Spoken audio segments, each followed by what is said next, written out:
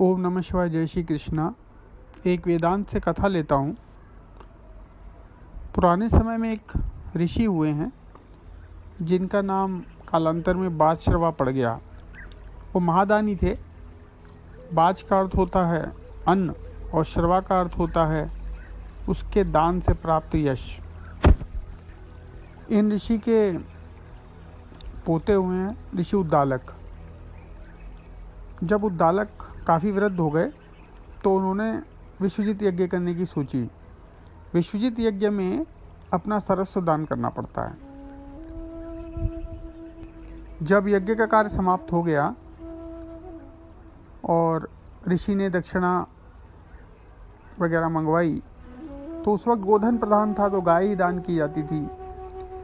तो उद्दालक ऋषि के पुत्र ने दक्षिणा सामग्री को देखा।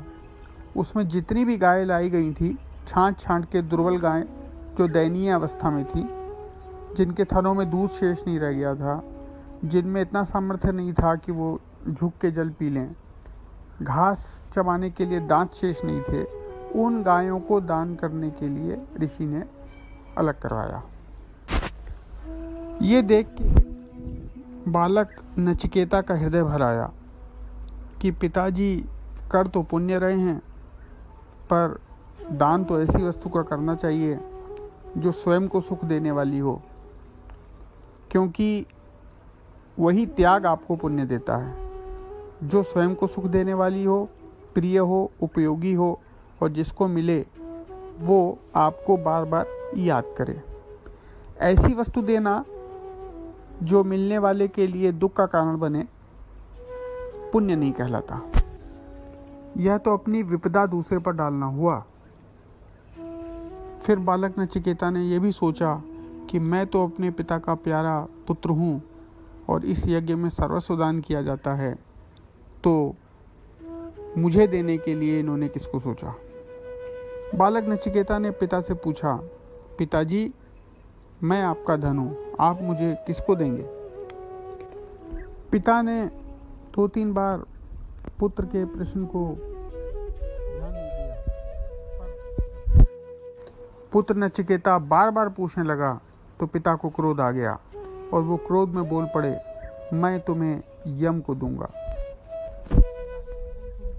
बालक नचिकेता को यह भाव आया कि शिष्य व पुत्र 3 प्रकार के होते हैं। पहला उत्तम प्रकार का, जो गुरु या पिता की इच्छा समझ के ही कार्य कर देते हैं। दूसरा मध्यम प्रकार का, जो आदेश मिलने पर कार्य करते हैं। और तीसरा अधम प्रकार का, जो आदेश मिलने पर भी कार्य नहीं करते। और मुझे तो पिता का आदेश मिल चुका है, तो अब मुझे पिता के श्री वचनों को संपूर्ण करना ही होगा। पर अब पिताजी का दान तो पूरा करना ही होगा।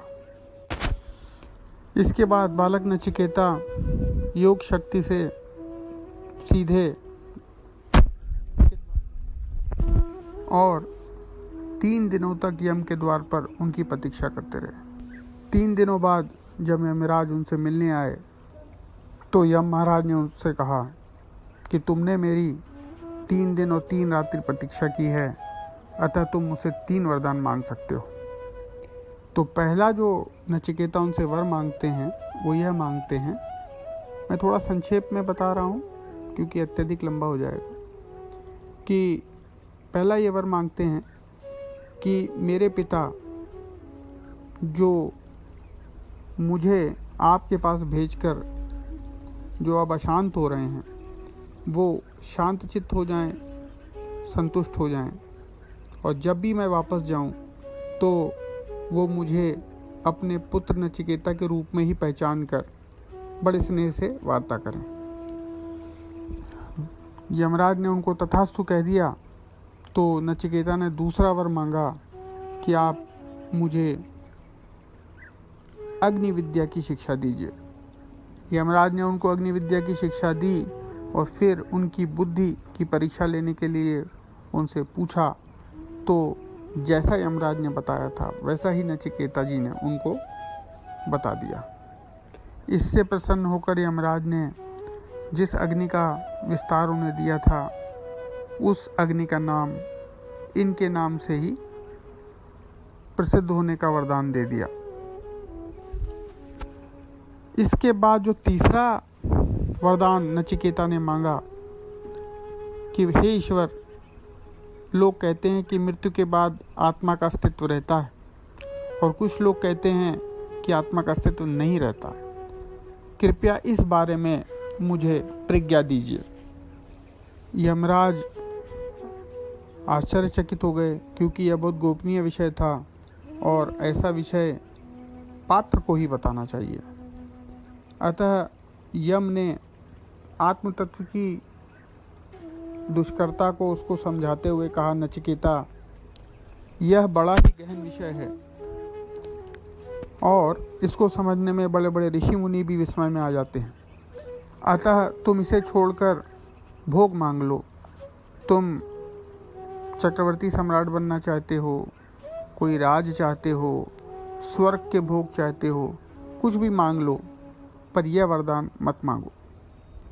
नचिकेता बोलते हैं, हे महाराज, जो भी वस्तुएं आपने मुझे देने के लिए कहा है, ये सारी की सारी वस्तुएं नष्ट प्राय हैं। ये आज हैं, कल नहीं रहेंगी और इनसे मिलने वाला सुख वास्तविक सुख नहीं है, क्योंकि ये जाने के बाद अत्यधिक दुख देंगी। क्या आप मुझे कभी न समाप्त होने वाला राज्य दे सकते हैं? क्या आप मुझे स्वर्ग में सदा रहने का आशीर्वाद दे सकते हैं?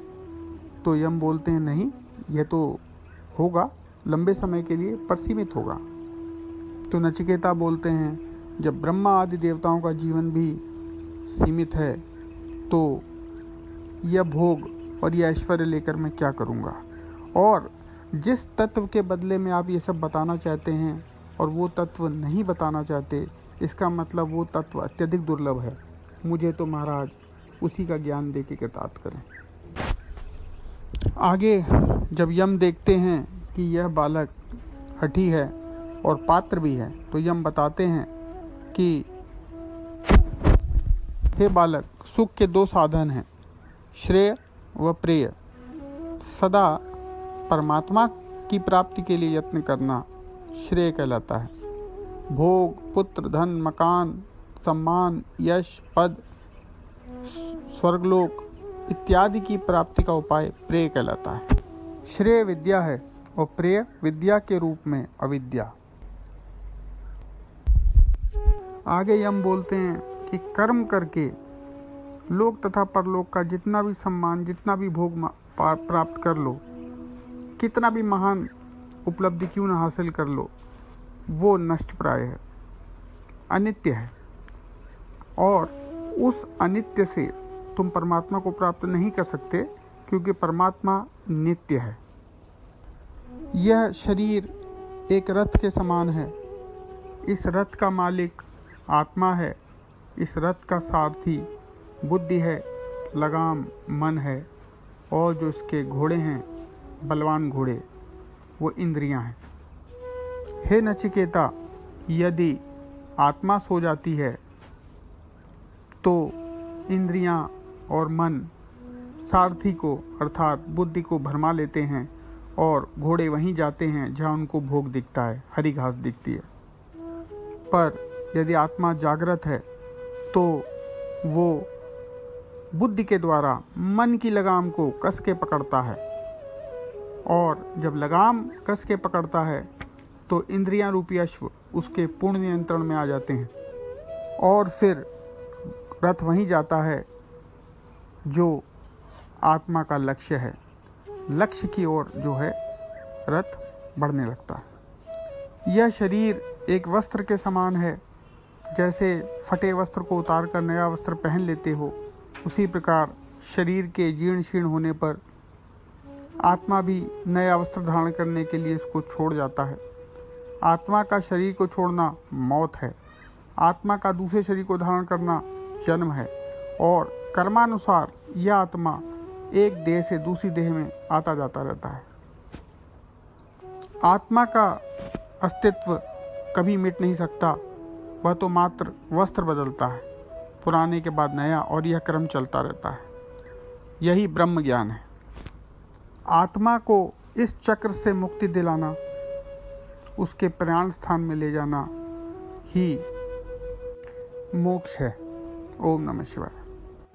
जय श्री कृष्ण।